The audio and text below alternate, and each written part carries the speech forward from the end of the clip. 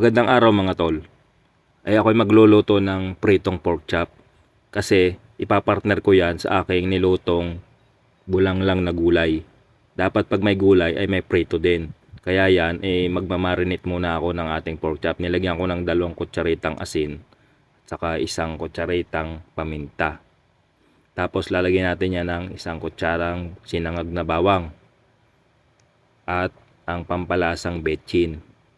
Ayan ay ating hahaluin laang o kaya lalamasin ng papagarne at papagayon. Pababalik-baligtarin lang natin yan para magpakipangitan ng kanyang mga ingredients. Dapat yan pantay-pantay ang lasa at siguradong masarap ang kalalabasan yan. Ganyan lang magprito ng pork chop mga tol. Napaka basic lang. Hindi na ako naglagay ng mga arena o kaya ng crispy fry. Ayun magpapalibag lang sa ating kawali. Mas maganda na yan purong pork chop lang at nilagyan ng ilang ingredients. Pero yan ang sikreto na tinuro ko na sa inyo mga tol. Tapos yan ay ating imamarinate lang ng 2 oras. Ilagay muna natin sa rep para hindi mabilas ang ating karne. After 2 hours ay magluluto na ako. Ayan, nag-iinit na ako ng kawali.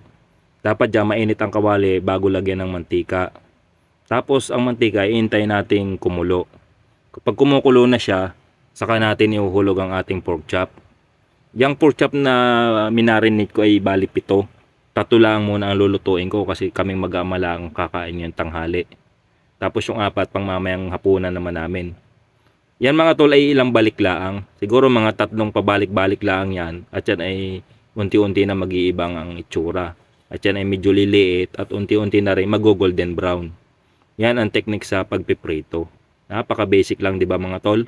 Panuorin nyo lang yan at marami kayong matututunan. O, pangalawang balik na yan.